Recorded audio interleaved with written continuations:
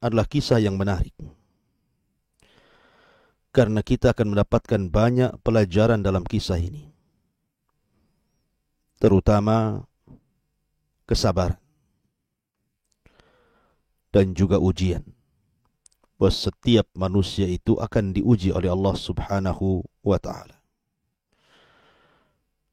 Dan kita harus sabar dari ujian itu, karena Allah Subhanahu wa ta'ala akan memberikan balasan besar bagi orang-orang yang bisa sabar. Allah Subhanahu wa ta'ala berfirman, innama yuwaffas sabiruna ajrahum bighairi hisabin. Sesungguhnya Allah Subhanahu wa ta'ala akan memberikan balasan tanpa batas kepada orang-orang yang sabar. Dalam kisah ini nanti banyak pelajaran dan syarat pelajaran yang bisa kita petik dari ujian dan kesabaran ini. Dan ini penting bagi kehidupan kita, karena setiap manusia itu pasti diuji dan harus sabar.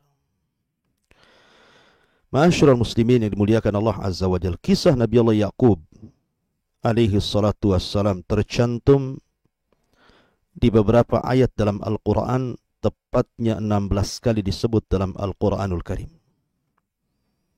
Bisa Anda lihat pada surah Al-Baqarah 132, kemudian Al-Baqarah 133, kemudian Al-Baqarah 136, kemudian Al-Baqarah 140,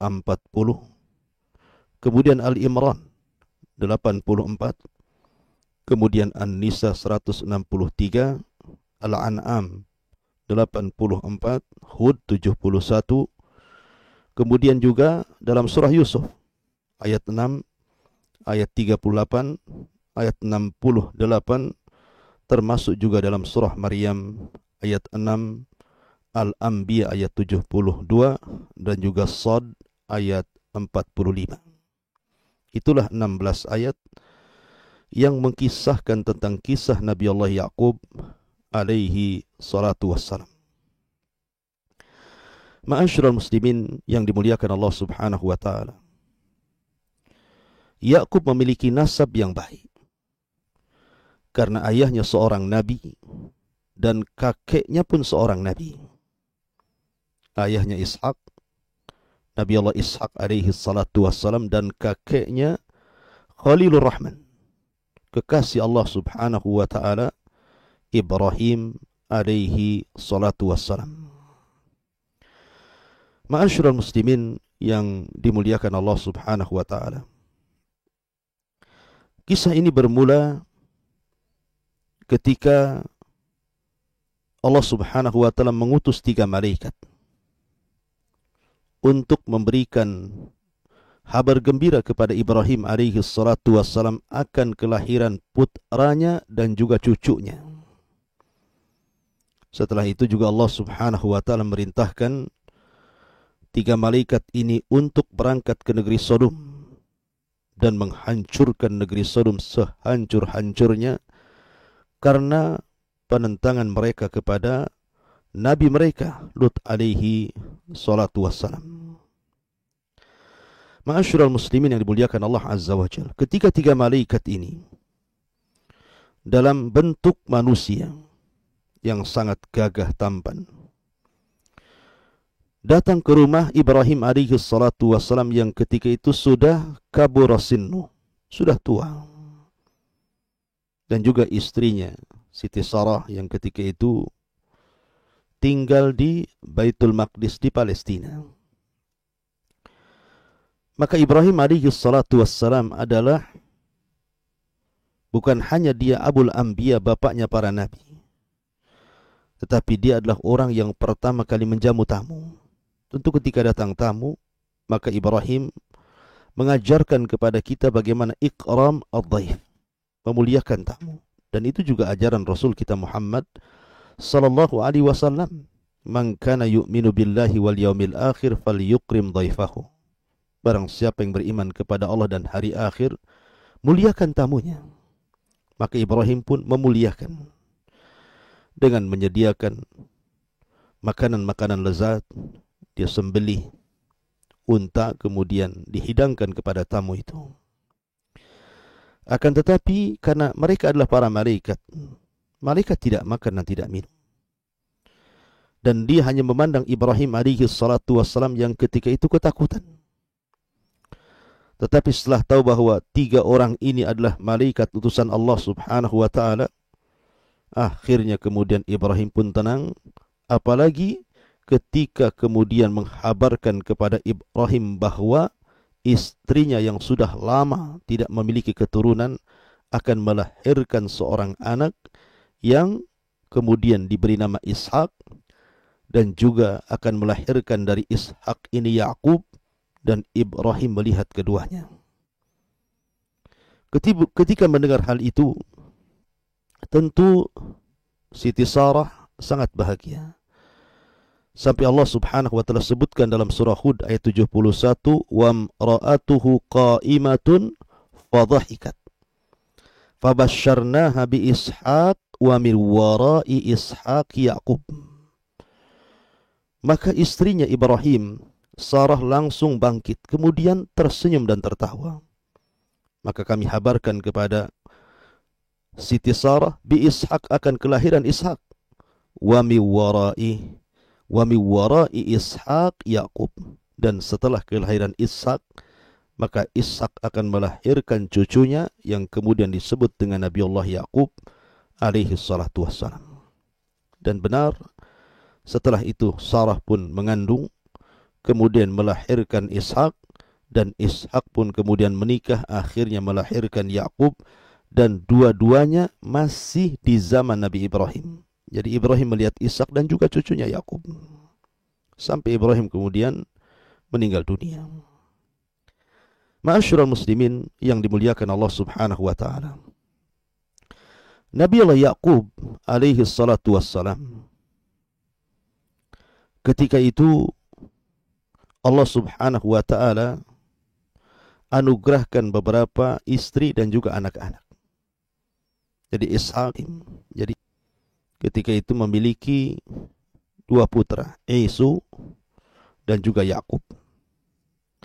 Singkat cerita, setelah kemudian Yakub ini, ada yang mengatakan Yakub ini memiliki nama lain, dan nama itu sangat masyhur dalam dunia sejarah. Namanya Israel. Isra itu artinya abdun, dan il itu artinya Allah. Jadi Israel dalam bahasa Ibrani itu kalau diterjemahkan dalam bahasa Arab adalah Abdullah, dan bahasa kita hamba Allah. Makanya nama-nama malaikat sering di ujungnya ada kalimat il.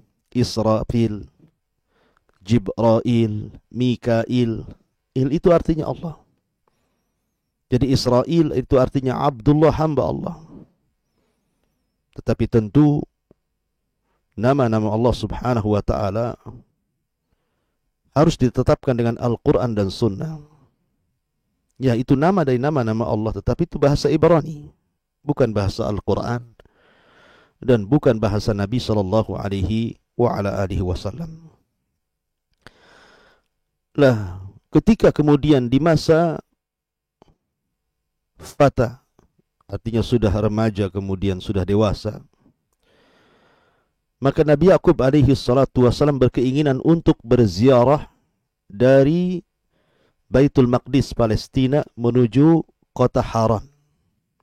Ada namanya Haran, salah satu kota yang ada di Syam, di Suriah. Ada yang mengatakan hijrah ke Irak, ada yang mengatakan ke Haran, dan itu yang masyhur. Bahwa Yakub kemudian hijrah dari Baitul Maqdis menuju kota Haran di Suriah, di Syam, untuk menemui pamannya namanya Laban. Di tengah-tengah perjalanan, masih di padang pasir kala itu, karena bagaimanapun harus melintasi padang pasir. Karena di zaman itu tidak seperti di zaman sekarang, banyak kota, banyak daerah, jalan-jalan pun sudah bagus, ada pesawat, ada macam-macam kendaraan. Di zaman itu ya kendaraan paling tinggi menunggang unta. Maka Nabi Allah Yakub alaihi salatu wassalam keletihan. Kemudian akhirnya singgah di sebuah tempat di padang pasir, kemudian dia pun tertidur. Dalam tidurnya inilah kemudian dia bermimpi. Dan mimpinya seorang nabi atau calon seorang nabi tentu adalah hak kebenaran. Karena mimpi itu kan terbagi tiga. Ada mimpi yang datang dari Allah Subhanahu wa ta'ala. Kalau itu terjadi kepada seorang nabi, maka itu wahyu. Seperti Ibrahim alaihi salatu wassalam bermimpi hanya dua kalimat, inni adbahuka fangdur madza tara. Inni ara fil manami anni adbahuka fangdur madza tara. Wa Ismail, semalam ayahmu bermimpi, dalam mimpi ayahmu aku menyembelih dirimu, bagaimana pendapatmu? Dan ini wahyu. Maka Nabi Allah Ya'qub alaihi salatu wassalam bermimpi. Dalam mimpinya dia berjumpa dengan Allah Subhanahu wa ta'ala, kemudian Allah mengajak bicara dalam mimpinya.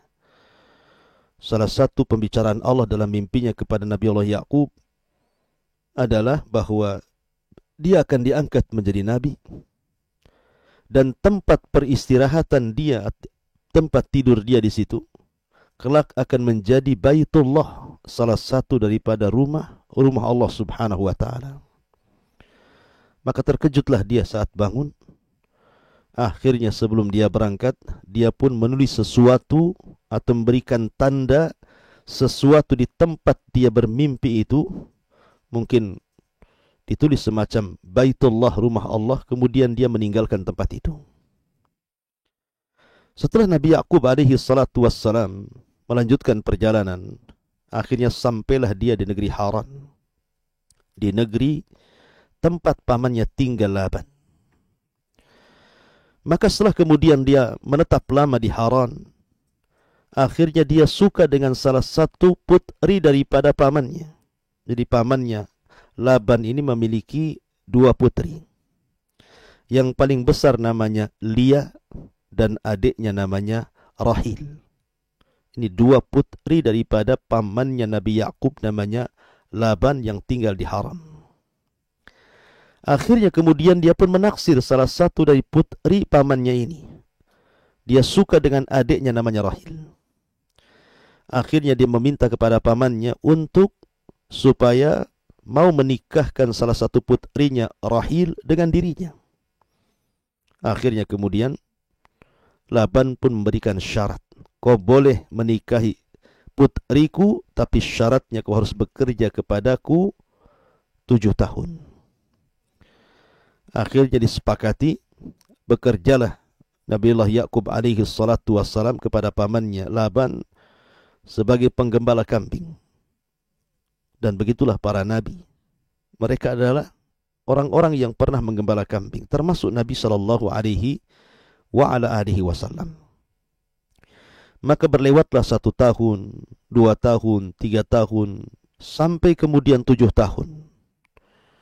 Artinya, karena keinginannya ingin menikah dengan Rahil, maka segala upaya dilakukan Nabiullah Ya'qub alaihi salatu wassalam. Begitulah seseorang kalau mencintai sesuatu atau mencintai seseorang dan ingin meraihnya, maka dia bisa sabar di situ. Ketika sudah sampai 7 tahun, kemudian tiba-tiba dikagetkan karena wanita yang diidam-idamkannya berbeda dengan wanita yang diberikan kepadanya. Karena Laban tidak menyerahkan Rahil untuk dinikahi Ya'qub, tetapi yang diberikan salah satu putrinya adalah Lia, yang bukan keinginan menikahinya. Tapi itulah jodoh Allah Subhanahu wa ta'ala. Semua sudah ditakdirkan Allah Azza wa Jalla. Baik rizki, jodoh, hidup dan mati, semua takdir Allah Azza wa Jalla. Akhirnya kemudian Nabi Ya'qub pun menikah dengan Lia, anak pertama daripada pamannya Laban. Lah kemudian setelah menikah dengan Lia, akhirnya dia punya keinginan ingin menikahi lagi wanita yang diincarnya, Rahil. Dan dalam syariat umat dulu, mengumpulkan 2 saudari itu tidak diharamkan. Lain dengan syariat kita umat Islam, tidak boleh berpoligami dengan menggabungkan 2 saudari. Wa antajma'u baina ukhtaini illa ma qad salaf. Allah mengatakan tidak boleh engkau menggabungkan dua bersaudari dalam satu waktu, kecuali mungkin salah satunya sudah meninggal atau bercerai. Tetapi dalam syariat dulu boleh. Akhirnya Laban pun mensepakati, boleh engkau menikahi Rahil, tetapi dengan syarat yang sama, kau harus bekerja kepadaku selama 7 tahun berikutnya. Akhirnya kemudian, karena dia juga sangat ingin menikahi Rahil, maka Nabi Yakub sabar. Terus dia bekerja bersama Laban sampai 7 tahun berikutnya. Artinya Ibrahim tinggal di Haran bersama pamannya, itu sudah 14 tahun. Setelah kemudian berlalu 7 tahun berikutnya, akhirnya Rahil pun menikah dengan Nabi Allah Yakub alaihi salatu wassalam. Maka di sini Yakub memiliki 2 istri dan dua-duanya adalah saudari. Lia kemudian Rahil. Ma'asyiral muslimin yang dimuliakan Allah Subhanahu wa taala. Allah Subhanahu wa taala takdirkan dari istri pertama Lia, Nabi Yakub alaihi salatu wassalam dianugerahi keturunan yang banyak, ya, sekitar 6 putra lahir daripada Lia. Ada yang mengatakan nama-nama putri atau nama-nama putra Yakub dari Lia ini. Pertama adalah Ruben, kemudian Lawa, kemudian Yahuda, kemudian Dan, kemudian Naftali, kemudian Jad, kemudian Asher. Jadi pertama Ruben, kemudian Simon, kemudian Lawi, kemudian Yahuda, ya. Kemudian juga Naftali gitu ya, kemudian Jad, ya. Jadi 6 putra daripada Lia. Lalu Allah Subhanahu wa taala takdirkan, rupanya Rahil yang selama ini gadis yang dicintainya, kemudian sudah dinikahinya, tidak kunjung memiliki keturunan. Akhirnya kemudian yang namanya seseorang yang berpoligami, tentu seorang istri yang tidak punya keturunan, tentu juga akan merasa kecil hati ketika mungkin madunya memiliki banyak keturunan. Karena terkadang seorang suami akan lebih mencintai istrinya ketika memiliki banyak keturunan dari istrinya tersebut. Akhirnya Rahil pun berdoa kepada Allah Azza wa Jalla agar dia pun menginginkan keturunan. Nah, setelah itu kemudian, setelah berdoa kepada Allah Subhanahu wa taala dan dia mendapatkan petunjuk, tapi tidak juga punya kunjung keturunan. Akhirnya kemudian dia punya budak, seorang wanita. Nah, dari budak ini pun akhirnya disuruh digauli oleh Nabi Yakub alaihi salatu wasallam. Rupanya dari budaknya lahir pula 2 keturunan dari Nabi Yakub alaihi salatu wasallam. Kemudian Lia juga punya budak. Kemudian Lia meminta Ibrahim untuk menggaulinya. Lahir pula 2 keturunan. Jadi sudah 10 keturunan daripada Nabiullah Yakub alaihi salatu wassalam. Lah, ketika itu juga Rahil tidak kunjung punya anak. Baru setelah Yakub alaihi salatu wassalam sudah tua gitu ya. Akhirnya kemudian Allah Subhanahu wa taala takdirkan dari Rahil baru punya keturunan, dan turunannya adalah Nabiullah Yusuf alaihi salatu wassalam dan saudara yang paling bungsu yang terakhir namanya Binyamin. Jadi semua putra Yakub itu 12. Ya, Ruben, Simon, Lawa, Yahuda, Naftali, Gad, Asher, kemudian Isyakhar, kemudian Zabulon, termasuk juga Yusuf dan Binyamin. Dan mereka adalah turunan Yakub alaihi salatu wassalam. Lah, 12 turunan Yakub inilah yang kemudian disebut Bani Israel. Karena Yakub adalah Israel.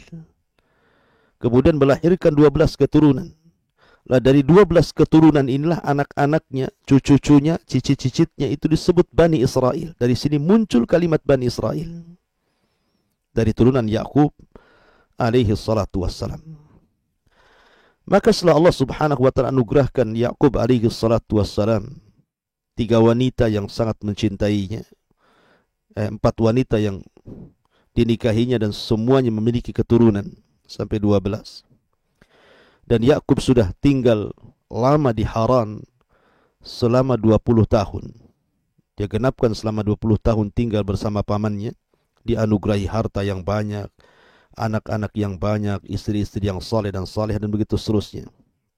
Akhirnya kemudian Yakub pun ingin kembali ke kampung halamannya, ke Baitul Maqdis, bersama ayahnya Ishak alaihi salatu wassalam. Akhirnya kemudian diboyonglah seluruh keluarga Yakub alaihi salatu wassalam, dari 4 istrinya dan seluruh anak-anaknya serta kekayaannya, menuju Palestina, kembali ke Baitul Maqdis. Berangkatlah orang-orang ini, rombongan keluarga Yakub ini, menuju Baitul Maqdis dan akhirnya menetap di Baitul Maqdis sampai ayahandanya Ishak alaihi salatu wassalam meninggal dunia. Lah teringat Yakub semasa dia mengunjungi Haran di awal pertama kali, kemudian singgah di sebuah tempat di padang pasir, dia pun bermimpi. Dia ingat mimpinya, bahwa di tempat itu adalah tempat yang diberkahi dan disitulah rumah Allah subhanahu wa ta'ala. Maka dia pun mencari-cari alamat yang pernah dia letakkan di situ, dan Allah takdirkan ketemu. Akhirnya kemudian dia pun membangun tempat suci, tempat peribadatan, yang kemudian belakangan disebut Masjidil Aqsa. Jadi Masjidil Aqsa, Baitul Maqdis, itu dibangun oleh Nabi Allah Yakub alaihi salatu wassalam. Tetapi yang meninggikannya adalah kelak adalah Nabi Allah Sulaiman alaihi salatu wassalam, sebagaimana Masjidil Haram yang meninggikannya adalah Ibrahim alaihi salatu wassalam dan juga putranya Ismail alaihi salatu wassalam. Ma'asyiral muslimin yang dimuliakan Allah Azza wa Jalla. Maka di tempat inilah Yakub kemudian hidup dan beribadah kepada Allah subhanahu wa ta'ala.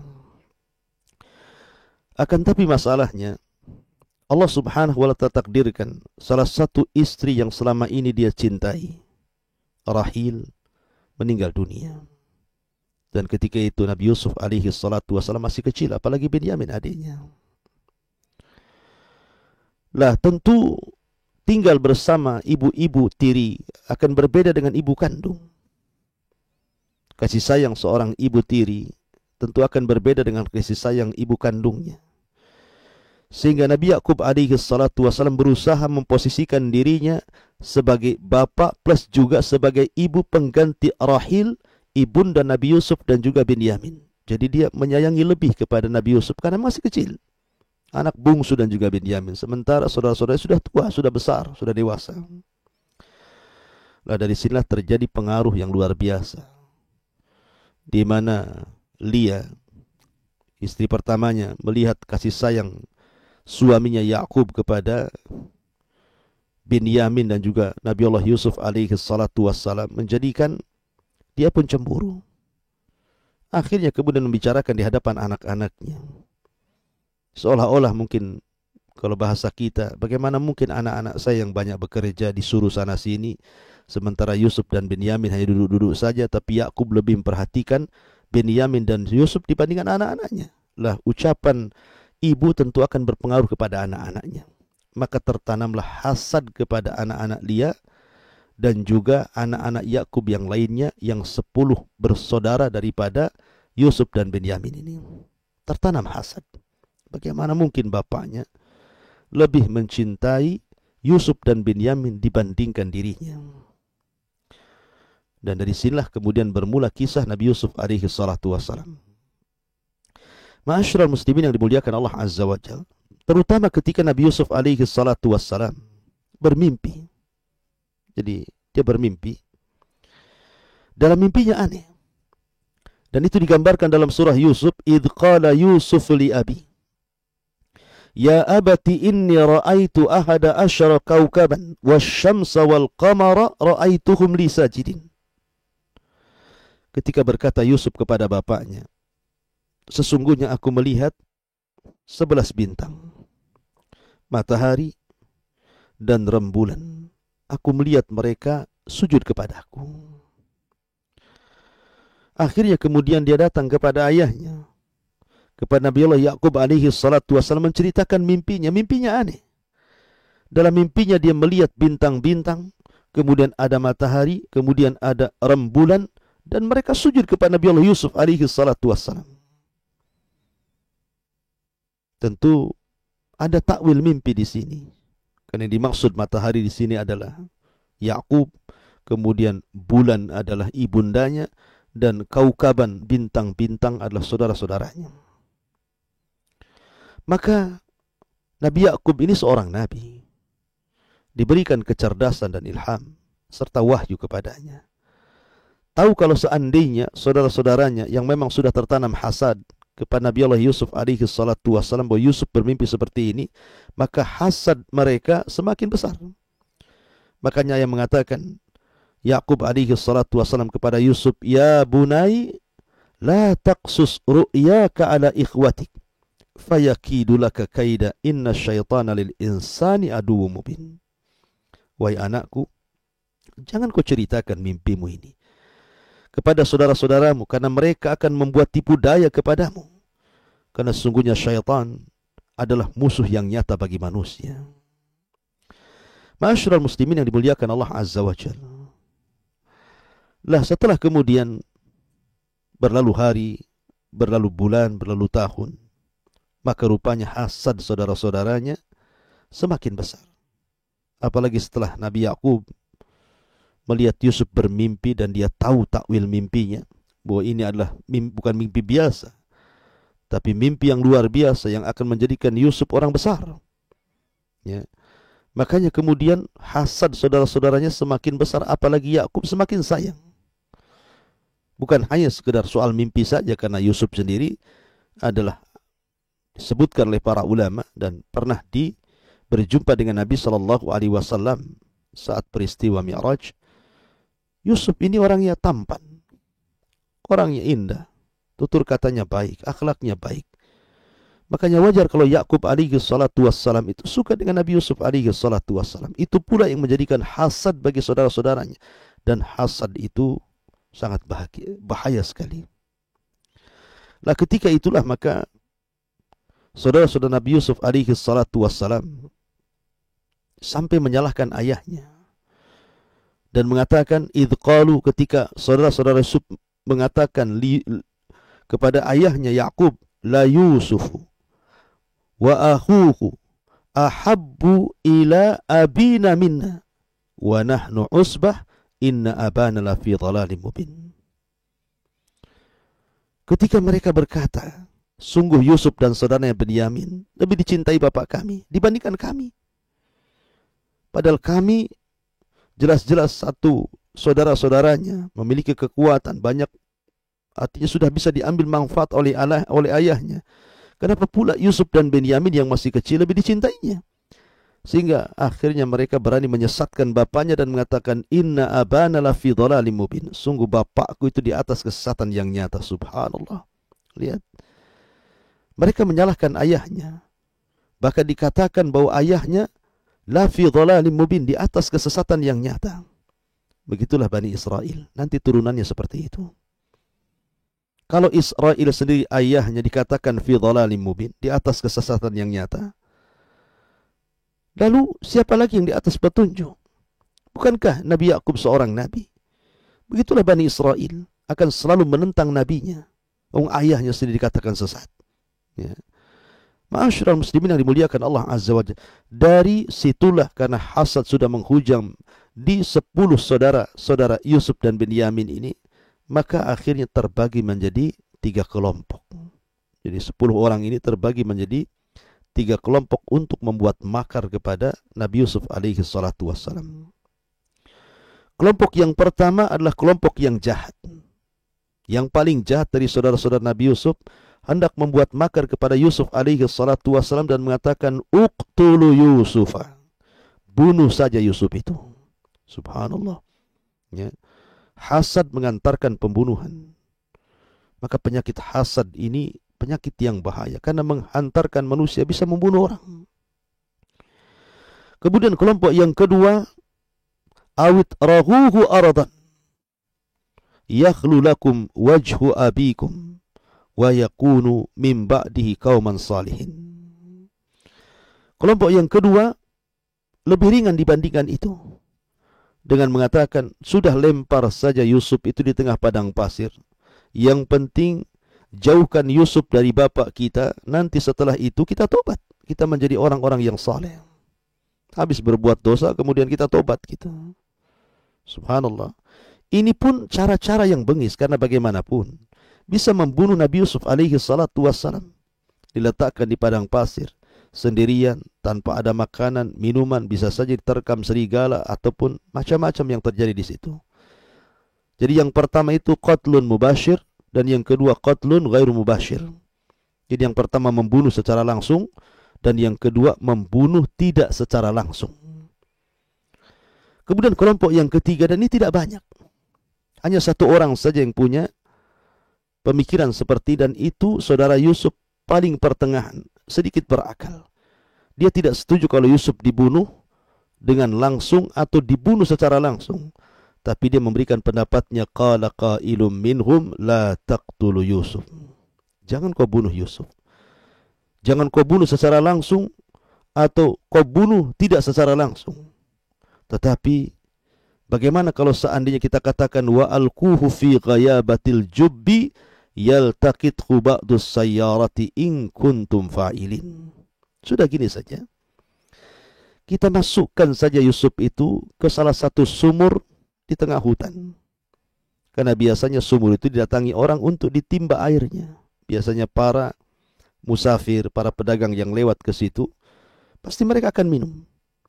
Siapa tahu ketika mungkin salah seorang musafir lewat sumur itu, kemudian mengambil air, mungkin Yusuf akan selamat dan akan dibawa mereka. Ma'asyiral muslimin yang dimuliakan Allah Subhanahu wa taala, akhirnya pendapat yang ketiga ini diambil. Dan di sini ada kaidah namanya akhaffu dhararain, mengambil yang paling ringan dari madarat yang bercabang. Membunuh haram, tidak boleh. Kemudian yang kedua, membunuh tidak secara langsung, ini juga tidak boleh. Maka ini tengah-tengah, mengambil mana yang lebih ringan madaratnya. Jangan dibunuh, kita letakkan dalam sumur saja. Boleh jadi ada orang yang mengambilnya. Ya. Ma'asyiral muslimin yang dimuliakan Allah Azza wa Jalla. Dan ketika itu ma'asyiral muslimin, Nabi Yusuf itu usianya 10 tahun. Dan sumur yang dilemparkan atau yang dimasukkan Yusuf ke situ, itu bukan sumur biasa, bukan sumur yang 10 meter, 20 meter, bukan itu. Makanya Allah mengatakan fi ghayabatil jub, yang kedalamannya itu tidak bisa dilihat saking dalamnya. Kalau seandainya orang dewasa dimasukkan ke dalam sumur itu, pasti dia ketakutan. Apalagi usia Yusuf ketika itu 10 tahun. Anak kecil 10 tahun. Dan Yusuf subhanallah, dia mendengarkan apa yang diancamkan kepada dirinya. Ketika saudara mengatakan bunuh saja, dia mendengar. Ketika saudaranya mengatakan letakkan di tengah padang pasir, dia pun mendengar. Ketika saudaranya masukkan ke dalam sumur, dia pun meronta-ronta, tapi tetap dimasukkan juga. Kejinya, lihat, saudara-saudara Yusuf, yang mereka adalah bapak-bapak daripada Bani Israel, ya, sudah menyalahkan bapaknya di atas kesesatan, sekarang mendolimi saudaranya, calon seorang Nabi Yusuf alaihi salatu wasallam, dimasukkan ke dalam sumur. Itulah kejinya Bani Israel. Ma'asyiral muslimin yang dimuliakan Allah Subhanahu wa taala, tapi bagaimanapun itu semua adalah kehendak Allah Azza wa Jalla. Wa asa an taqrahu syai'an wa huwa khairul lakum. Boleh jadi apa yang Anda anggap jelek itu baik di hadapan Allah Azza wa Jalla. Mungkin seperti itu perjalanan Yusuf alaihi salatu wassalam. Ketika Nabi Yusuf alaihi salatu wassalam berada dalam sumur selama 3 hari lamanya, kalau bukan karena pertolongan Allah, Yusuf akan mati dalam sumur ini.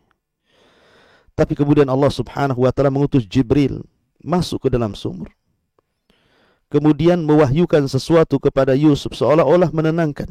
Tidak mengapa wahai Yusuf kau dalam sumur ini. Sesungguhnya Allah hendak mengangkat derajatmu. Nanti setelah engkau dalam sumur selama 3 hari akan datang orang yang akan mengambilmu. Kalau ada timba, turun ke bawah, ambil, kau akan diangkatnya. Dan kau akan dibawa ke Mesir, dan kau akan dijual, dan yang memberimu adalah seorang yang mulia. Terus diceritakan sampai akhir perjalanan Yusuf. Makanya kemudian Yusuf memiliki ketenangan di sini. Betul, setelah lewat 3 hari, datang kafilah dagang, mencari-cari air untuk diminum. Akhirnya kemudian ketika dimasukkan timba ke dalam sumur, maka Yusuf pun tahu apa yang dikatakan Jibril kepadanya. Kalau ada timba turun, ambil saja. Nanti ada yang mengangkat dirimu. Maka dia tidak menyanyiakan waktu, dia ambil tambang itu. Kemudian ditariknya ke atas. Rupanya kafilah-kafilah ini kaget karena yang diambil bukan air tetapi orang. Ma'asyiral muslimin yang dimuliakan Allah Azza wa Jalla. Singkat cerita, akhirnya Yusuf pun dibawa ke Mesir.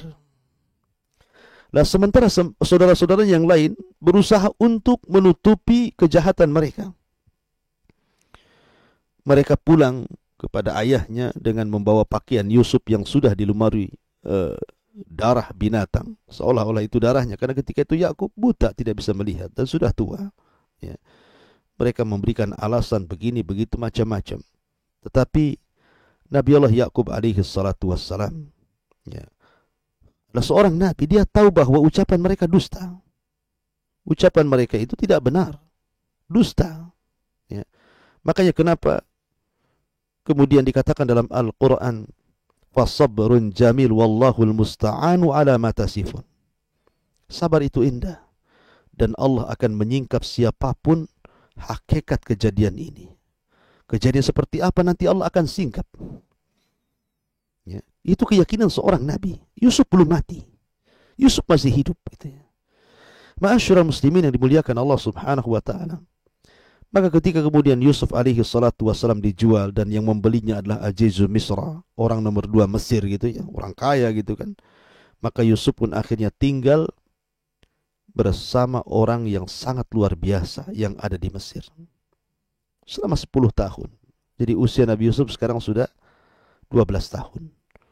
Sudah 20 tahun. Jadi 10 tahun dimasukkan ke dalam sumur dan tinggal di Qasru Aziz, istana Aziz selama 10 tahun. Jadi usianya sudah 20 tahun. Sudah tampak ketampanannya, tampak keindahannya, tutur katanya, akhlaknya, dan begitu seterusnya. Dari sinilah kemudian datang cerita di mana istrinya Aziz menggoda Nabi Yusuf alaihi salatu wasallam, dan panjang ceritanya. Ini kita akan khususkan sini nanti kisah Nabi Yusuf alaihi salatu wasallam. Kita ambil petikan dari kisah Yakub dan Bani Israel aja. Intinya setelah Yusuf alaihi salatu wassalam kemudian berlalunya waktu, kemudian sampai masuk penjara, kemudian mentakwilkan mimpi, akhirnya kemudian raja bermimpi, mimpinya aneh, kemudian ditakwilkan Nabi Yusuf sebagai takwilnya. Maka Nabi Yusuf alaihi salatu wassalam mentakwilkan akan terjadi kelaparan, kekeringan di Mesir. Kalau engkau mau, biar akulah yang menjadi bendaharawan Mesir. Maka Fir'aun kala itu, maksudnya Fir'aun di zaman Nabi Yusuf, menjadikan Yusuf orang besar. Sehingga cerita akhirnya kemudian terjadi kelaparan itu. Maka karena ketika itu Mesir dan juga Palestina masih satu negara, karena hanya dipisah dengan Sahra, padang pasir, dan perbatasan disebut jalur Gaza mungkin hari ini.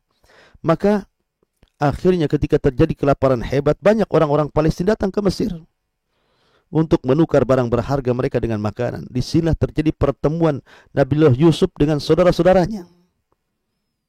Dengan cerita yang sangat panjang, akhirnya kemudian saudara-saudaranya mengakui kesalahannya, dan belakangan Nabi Yusuf alaihi salatu wassalam memboyong seluruh keluarganya dari Palestina menuju Mesir. Lah karena Yusuf punya kedudukan di Mesir, maka Raja Fir'aun pun kemudian memberikan tanah khusus bagi keluarga Yusuf. Dari sinilah kemudian beranak pinak 12 putra Yakub menikah, kemudian punya anak, kemudian punya cucu, punya cicit, akhirnya berkembang biak di situ. Lah inilah perkampungan Bani Israel pertama kali di Mesir. Sampai Allah subhanahu wa ta'ala takdirkan Nabi Yusuf meninggal dunia. Lah ketika Nabi Yusuf alaihi salatu wasallam meninggal dunia inilah, maka kondisinya berbalik arah.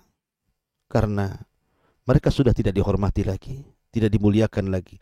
Yang ada mereka diserang oleh Fir'aun berikutnya di zaman Nabi Musa yang sangat bengis itu, kemudian belakangan memperbudak keturunan Yakub, atau dengan kata lain memperbudak Bani Israel. Terjadi perbudakan yang luar biasa.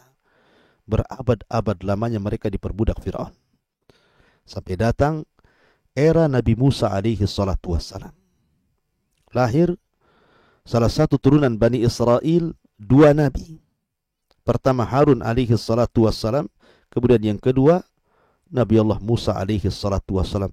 Musa inilah yang kelak akan menjadi nabi yang sangat masyhur dari nabi-nabi Bani Israel. Kenapa? Karena dia bukan hanya nabi tapi rasul, diturunkan padanya Taurat. Diturunkan padanya Taurat dan dia kalimullah, kalimur rahman. Dialah sebagai juru penyelamat Bani Israel, bukan hanya diselamatkan akidah mereka, tapi fisik mereka diselamatkan dari perbudakan Fir'aun. Maka diseberangkanlah Bani Israel oleh Nabi Musa kembali menuju tanah keturunan atau tanah Yakub alaihi salatu wassalam yang berada di Palestina, Baitul Maqdis. Maka berhasil diselamatkan dan mereka menyaksikan bagaimana azab Allah turun kepada Fir'aun dan ditenggelamkannya Fir'aun di Laut Merah karena berani tajarruk kepada nabinya Musa alaihi salatu wassalam. Inilah perjalanan kisah Nabi Allah Yakub secara singkat dan juga Bani Israel. Adapun kisah Nabi Allah Yusuf ini kisah yang menarik. Tidak bisa kita kisahkan dalam waktu yang singkat karena kisah Nabi Yusuf ini disebutkan dalam Al-Quran termasuk ahsan al-qasas, kisah terbaik dalam Al-Quran. Banyak pelajaran yang kita bisa petik nanti dalam kisah Nabi Yusuf di lain kesempatan. Mudah-mudahan ada manfaatnya. Kisah Nabi Allah Yakub dan Bani Israel. Akhirnya saya kembalikan kepada moderator. Boleh mungkin ada yang bertanya satu dua soalan, silahkan. Jazakumullah khairan Ustaz atas penyampaian materi di kesempatan pagi hari ini. Dan kami infokan juga bagi para pemirsa di rumah, bagi yang ingin berpartisipasi dalam membantu operasional dakwah Kiswah TV, Anda dapat menyalurkan donasi Anda melalui BRI Syariah, kode bank 422, nomor rekening 10600057377 atas nama Yayasan Kiswah Islamic Center. Dan untuk konfirmasi donasi, Anda dapat menghubungi admin di nomor 0812 6873 3202. Dan kita bacakan pertanyaan yang telah masuk di WhatsApp Kiswah TV. Assalamualaikum warahmatullahi wabarakatuh, Ustaz. Salam. Saya pernah mendengar salah satu nama yang juga disebutkan di dalam Al-Quranul Karim surat At-Taubah ayat 30, yaitu Uzair dari kalangan Bani Israel. Siapakah Uzair itu, Ustaz? Apakah benar dia seorang yang soleh dari kalangan Bani Israel? Sampai-sampai di ayat tersebut dijelaskan bahwa Yahudi berkata bahwa Uzair adalah putra Allah. Mohon penjelasannya, Ustaz. Ya, alhamdulillah. Uzair diperselisihkan apakah dia seorang nabi atau bukan nabi. Tapi yang jelas dia adalah orang soleh dari kalangan Bani Israel. Dan ulama mu'arikhin, ahli sejarah, memperkuat bahwa Uzair itu adalah seorang nabi. Lalu kenapa pula kemudian Al-Quran menjelaskan tentang salah satu keyakinan orang-orang Yahudi yang sangat ekstrim, ghulu, mengatakan waqalatil yahudu Uzair ibnullah. Berkata orang-orang Yahudi, Uzair itu putra Allah. Siapa Uzair ini? Kenapa orang-orang Yahudi menuhankan Uzair? Sebagaimana orang Nasrani mengatakan Isa putra Allah, orang Yahudi mengatakan Uzair itu putra Allah juga. Dan orang-orang musyrik mengatakan malaikat-malaikat itu anak putri Allah. Kenapa orang Yahudi begitu membanggakan Uzair sehingga mengatakan putra Allah? Ada kisahnya. Dan kisah Uzair itu tertera dalam surah Al-Baqarah. Allah mengatakan au kalladzi marra ala qaryatin wa hiya khawiyatun ala urushiha qala anna yuhyi hadhihi Allahu ba'da mautiha fa amatahu Allahu mi'ata amin thumma ba'atha qala kam labista qala labistu yawman aw ba'da yawm ila akhiril ayat. Ketika ada seseorang yang melintasi Palestina. Dan ketika itu Palestina hancur sehancur-hancurnya, rata dengan tanah, dan tidak ada manusia di situ. Kemudian orang ini mengatakan, bagaimana mungkin Allah bisa membangun kota yang dulunya indah, sekarang hancur, dikembalikan lagi menjadi kota indah. Akhirnya Allah subhanahu wa ta'ala mengabulkan keinginannya. Dia pun ditidurkan selama 1 abad. Setelah 1 abad dia bangun, malaikat datang kemudian bertanya, kam labista, sudah berapa lama kau tinggal di sini? Maka dia mengatakan 1 hari atau mungkin separuh hari, padahal sudah 1 abad dia ditidurkan. Kata ulama tafsir bahwa ayat ini isyarat kepada kisah Nabi Allah Uzair alaihi salatu wassalam.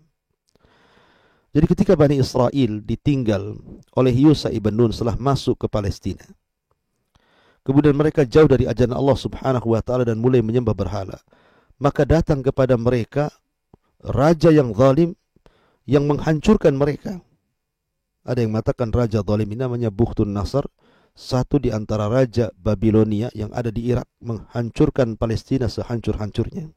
Sampai kepada Haikal Sulaiman, atau menurut kita Masjidil Aqsa, diratakan dengan tanah, di mana laki-lakinya dibantai, dibunuh, dan perempuan anak-anaknya dibawa ke Irak dijadikan budak.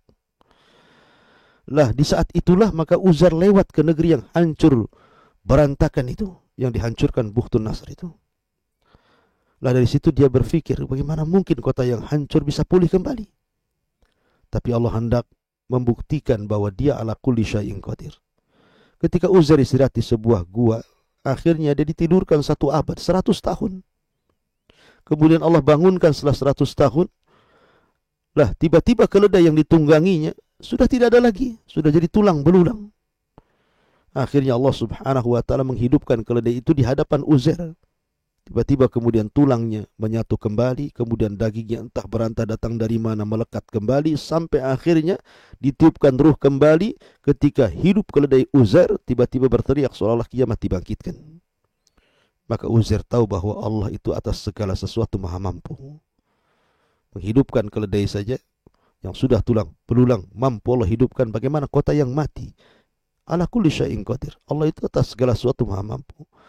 Maka ketika dia melihat yang sebelumnya kota itu hancur, tiba-tiba kota itu sudah berdiri lagi, karena sudah 1 abad masalahnya. Ya.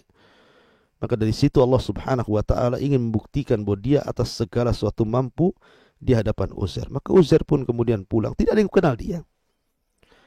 Sampai-sampai papan Taurat yang menjadi pengaguan orang-orang Yahudi kala itu, Bani Israel, hilang, dipecahkan, dihancurkan Bukhtun Nasr. Maka orang-orang tidak punya panduan lagi, karena papan Taurat sudah dihancurkan. Akhirnya Uzair pun diberikan kecerdasan dari Allah, mampu menghafal Taurat dari hafalannya. Maka dia pun kemudian mengajarkan Taurat dari hafalannya. Orang-orang mengira Musa saja mengajarkan Taurat membaca papannya. Ini orang bisa membaca Taurat dari hafalannya. Kalau bukan anak Tuhan, siapa lagi? Maka sejak itulah maka orang-orang Yahudi kemudian menganggap Uzair itu ibnullah. Dan itu dicatat dalam surah At-Taubah yang Anda tanyakan. Wa qalatil Yahud Uzair ibnullah wa qalatin Nasara al-Masih ibnullah. Dzalika qauluhum bi afwahihim yudhahiuna qaulal ladina kafaru qatalahumullahu anna yufakun. Ketika orang Yahudi mengatakan Uzair anak Allah, dan ini dusta. Ketika mereka mengatakan Uzair anak Allah, ini dusta. Karena Islam mengatakan qul huwallahu ahad, Allahus samad, lam yalid wa lam yulad wa lam yakul lahu kufuwan ahad. Allah itu tidak punya pasangan dan tidak punya keturunan. Bagaimana mungkin Allah punya anak namanya Uzair ataupun Al-Masih Isa bin Maryam? Wallahu a'lam. Jazakumullah khairan Ustaz atas penjelasannya. Dan pertanyaan selanjutnya dari Ummu Balkis di Singapura. Ustaz, apakah uang riba bisa digunakan untuk membantu para saudara kita di Palestina, Ustaz? Mohon penjelasan. Alhamdulillah. Uang riba adalah uang haram. Dan riba adalah dosa turun-temurun. Orang-orang Yahudi suka memakan uang riba. Uang riba adalah uang haram. Sampai Rasul mengatakan 1 dirham riba jauh lebih besar dosanya dibandingkan 36 kali berzina. Saking besarnya dosa riba itu. Maka hasil riba itu bagian daripada uang haram. Karena dia uang haram, maka sebaiknya tidak diinfakkan. tapi dibuang dalam rangka mensucikan harta. Jadi kalau seandainya Anda punya uang riba di tabungan Anda, kemudian Anda buang dalam rangka mensucikan harta Anda, disitulah letak pahalanya. Jadi letak pahala membuang riba itu karena niat ingin membersihkan harta, bukan karena disedekahkan. Ya, niat ingin membersihkan harta itulah menjadikan pahala.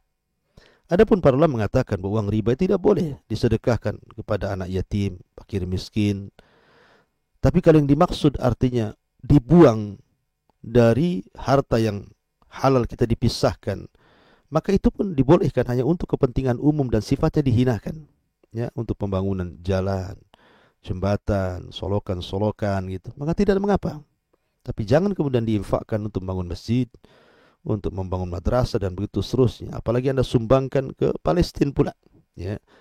Maka sebaiknya bersedekahlah dengan harta yang baik. Karena innallaha jamil yuhibbul jamal. Allah itu indah, tidak suka kecuali yang indah-indah. Allah itu baik, tidak suka kecuali yang baik-baik. Wallahu a'lam. Jazakumullah khairan Ustaz atas penjelasannya. Dan satu pertanyaan terakhir Ustaz. Assalamualaikum warahmatullahi wabarakatuh. Apakah sahih Ustaz bahwa Israel merupakan nama lain dari Nabi Yakub alaihissalatu wassalam? Mohon penjelasan. Iya, saya katakan tadi bahwa Nabi Yakub itu nama lain daripada Israel. Adapun sekarang ada negara namanya Israel dan penduduknya disebut Yahudi. Israel dengan Yahudi itu nama yang berbeda. Kita jangan katakan Yahudi itu sebagai Israel, karena Israel diambil daripada Israel, dan Israel itu nama lain daripada Nabi Yakub, dan dia seorang nabi. Adapun Yahudi tetaplah Yahudi. Yahudi itu orang-orang jahat. Orang jahat mereka lebih banyak dibandingkan orang baiknya. Orang fasik mereka lebih banyak dibandingkan orang taatnya. Dan itu digambarkan dalam Al-Quran. Ya, kebanyakan mereka itu fasik. Kebanyakan itu mereka jahat. Lihat, salah satu yang terlibat dalam pembunuhan Nabi Yusuf alaihi salatu wassalam adalah kakek buyut yang salah satu yang membuat makar kepada Nabi Yusuf alaihi salatu wassalam, salah satunya adalah kakek buyut orang Yahudi namanya Yahuda. Yahuda inilah juga terlibat dalam pembuatan makar. Ya, dan Yahuda pula yang kemudian mengatakan kepada bapaknya, inna naraka fi dhalalim mubin. Kami lihat engkau wahai bapakku di atas kesesatan yang nyata. Dia hanya sesatkan bapaknya. Dia buat makar kepada Yusuf. Salah satu dari 10 saudara Nabi Yusuf itu namanya Yahuda, yang kemudian turunannya menjadi para raja Bani Israel. Karena Bani Israel itu terbagi menjadi dua. Ada yang turunannya jadi nabi semua, dan itu dari turunan Lawa. Dan ada yang turunannya jadi raja semua, dan itu Yahuda, yang turunannya disebut Yahudi itu. Jadi Israel atau Israel yang sekarang hari ini dengan Yahudi berbeda. Tidak boleh Yahudi dinisbatkan kepada Israel, karena Israel itu Nabi Yakub. Sementara Nabi Yakub berlepas diri daripada Yahudi dan perbuatan jahat mereka yang suka membunuh para nabi. Ya, Yahudi itu pembunuh. Yaqtulunal abriya, yaqtulunal anbiya, yaqtulunal salihin, membunuh para orang-orang baik, para nabi dan orang-orang saleh. Tak mungkin dinisbatkan kepada Israel. Itu pengklaim batil. Ya, karena Israel diambil dari Israel dan dia adalah Yakub alaihi salatu wassalam. Wallahu a'lam. Jazakumullah khairan Ustaz atas penjelasannya. Dan demikian sesi kajian kita di kesempatan pagi hari ini. Semoga apa yang telah disampaikan tadi tentunya dapat memberikan manfaat bagi kita semua. Dan kita akhiri dengan bacaan kafaratul majlis. Subhanakallahumma wa bihamdika asyhadu an la ilaha illa anta astaghfiruka wa atubu ilaik. Assalamualaikum warahmatullahi wabarakatuh.